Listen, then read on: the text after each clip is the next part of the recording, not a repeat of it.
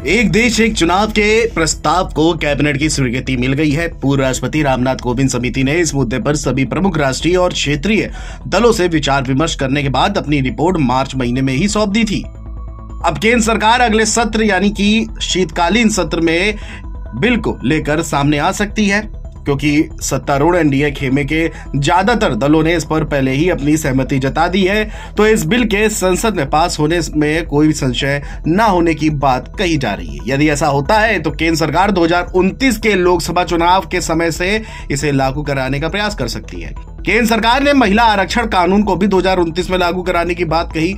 इसके पहले परिसीमन और जनगणना का कार्य भी कराया जा सकता है। केंद्र सरकार ने इसके भी संकेत दिए हैं। ऐसे में 2029 का लोकसभा चुनाव देश की राजनीति में एक ऐसे मील के पत्थर की तरह साबित होगा जब देश में अपनी चुनावी राजनीति को एक नई धारा में मोड़ दिया जाएगा। हालांकि इसके लाभ और हानि के असर को लेकर तरह तरह की चर्चाएं भी की जा रही है। वहीं विपक्ष वन नेशन वन इलेक्शन को लेकर के भी तमाम सवाल खड़े कर रहा है।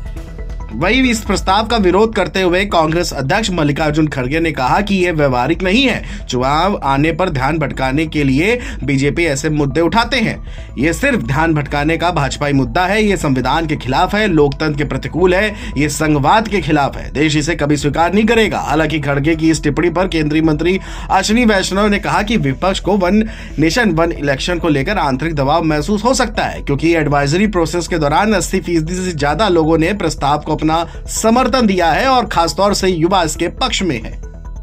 तो उसको नहीं मानते, ये नहीं चलने वाला है डेमोक्रेसी में। ये डेमोक्रेसी को टिकाना है तो जब जब चाहिए तब इलेक्शन करना पड़ेगा।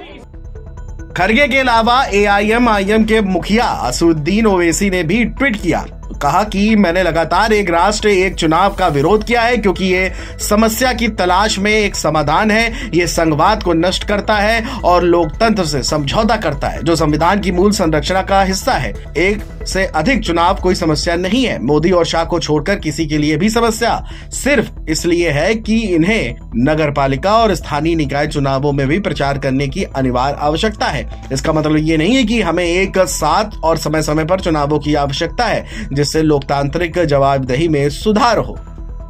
इसके अलावा असदुद्दीन ओवैसी ने एक प्रेस कॉन्फ्रेंस करके क्या कुछ कहा है, आप भी सुन लीजिए।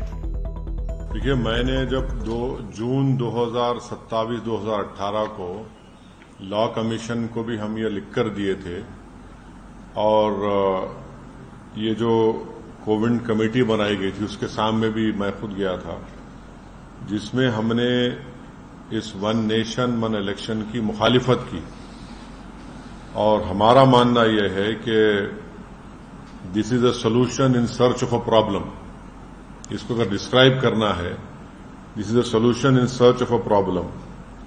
अब ये नहीं बताया जा रहा है कि ये करने की क्यों जरूरत पड़ रही है आपको। सरकार ये बोलती है कि आपके पॉलिसी पैरालिसिस होता है, कॉस्ट ऑफ एक्सचेकर को खर्चा होता है। पहले तो यह है कि मॉडल कोड ऑफ कंडक्ट किसी पॉलिसी मेकिंग को जो डेवलपमेंटल है और रूटीन इन नेचर है उसको रोकता नहीं है, नंबर 1। दूसरी बात यह है कि इलेक्टोरल डेमोक्रेसी एक पिलर है हमारे भारत के पूरे कॉन्स्टिट्यूशन का। अब ये वीक कंसिडरेशंस पर अगर सरकार, मोदी सरकार ये कह रही है कि हमको एक पूरे इलेक्शन एक साथ करा देंगे हम, एडमिनिस्ट्रेटिव कन्वीनियंस, इकोनॉमिक वायबिलिटी, तो अगर कॉन्स्टिट्यूशनल रिक्वायरमेंट्स अगर फाइनेंशियल और एडमिनिस्ट्रेटिव कंसिडरेशंस पे होगा तो ये तो अलग कॉन्सिक्वेंसेस होंगे, इसके एब्सर्ड कॉन्सिक्वेंसेस होंगे। तो फिर अगर आप ये बोलेंगे भाई सिविल सर्विस काम नहीं कर रहा है, पुलिस काम नहीं कर रही है, निकाल दो। जुडिशरी में बहुत से केसेस पेंडिंग है, जुडिशरी को बंद कर दो। तो ये ऐसा नहीं हो सकता है। इसीलिए ये जो वन नेशन वन इलेक्शन की बात नरेंद्र मोदी 2019 से कर रहे हैं, 2019 में जब उनको दोबारा कामयाबी मिली तो उस वक्त ऑल पार्टी मीटिंग हुई थी पार्लियामेंट की लोकसभा की लाइब्रेरी में, उसमें तमाम पार्लियामेंट में जितने एमपीज थे, लोकसभा राज्यसभा के, उनके पार्टी के लीडर्स को बुलाया गया। उस मीटिंग में मुझे अच्छी तरह याद है कि मेरी पार्टी और लेट हमारे जो सीपीएम के लीडर सीताराम येचुरी, हमने इसकी मुखालिफत की थी। तो नरेंद्र मोदी का पूरा गेम प्लान यही है कि नेशनल पार्टीज रहें और दूसरे तमाम रीजनल पार्टीज, छोटे पार्टीज हमेशा के लिए खत्म हो जाएं। आप देखिए कि अगर नेशनल इलेक्शन होगा तो मुद्दा नेशनल होगा, रीजनल इलेक्शन होगा असेंबली का, विधानसभा का, तो रीजनल मुद्दा होगा। नरेंद्र मोदी ये चाहते हैं कि रीजनल मुद्दा कभी बने ही नहीं। इलेक्शन होगा, अगर हैदराबाद पार्लियामेंट का इलेक्शन होगा तो जाहिर है दिल्ली में जो भी जीत कर जाएगा क्या करेगा। असेंबली का तेलंगाना का इलेक्शन होगा तो भाई आप किसान को क्या देने वाले हैं, हाँ, आप कितने सोशल वेलफेयर के स्कूल्स खोलने वाले हैं, आप हैदराबाद के डेवलपमेंट के लिए क्या करेंगे। तो बीजेपी यही चाहती है कि ये वन नेशन वन इलेक्शन करवाकर रीजनल पार्टीज को कमजोर करके रख दिया जाए। और ये बार बार इनका आर्ग्यूमेंट है कि नहीं, हर थोड़े दिन का इलेक्शन हो रहा है। हर थोड़े महीने के बाद इलेक्शन होना, ये भारत के गरीबों का फायदा है। इसमें फायदा क्यों है बता रहा हूं मैं आपको। जब कभी भी चुनाव होता है नरेंद्र मोदी पीछे हटते हैं, जनता के हित में कोई ना कोई फैसला लेना पड़ता है उनको, चाहे पेट्रोल की कीमतें कम हो जाती हैं, कुछ ना कुछ उनको किसानों को देना पड़ता है। तो ये इलेक्शन होना जरूरी है, क्योंकि जो भी सरकार होगी वो हमेशा अपने खड़े भी रहेगी जनता की खिदमत के लिए। अगर आप 5 साल के बाद पूरा चुनाव कराएंगे तो जनता का जो वोट का बार्गेनिंग पावर है हमेशा के लिए खत्म हो जाएगा।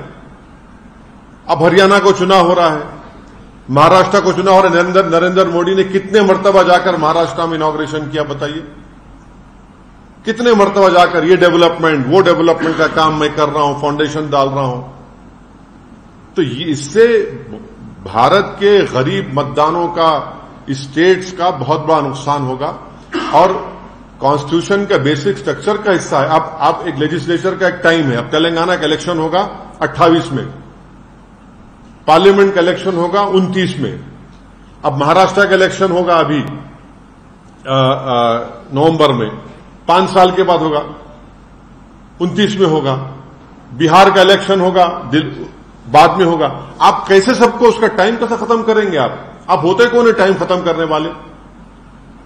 एक लेजिस्लेचर होगा, विधानसभा, तो उसका टाइम होगा ना, टाइम पर चलेगा, वो अपने टाइम पर खत्म होगा।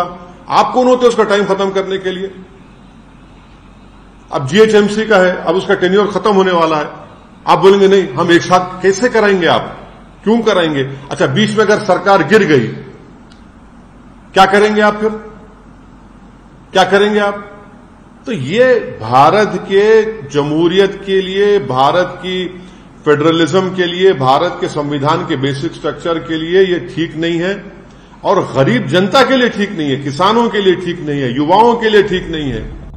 वहीं बसपा सुप्रीमो मायावती ने वन नेशन वन इलेक्शन को लेकर कहा कि इस व्यवस्था के तहत देश में लोकसभा, विधानसभा और स्थानीय निकाय का चुनाव एक साथ कराने वाले प्रस्ताव को केंद्रीय कैबिनेट द्वारा मंजूरी दी गई है।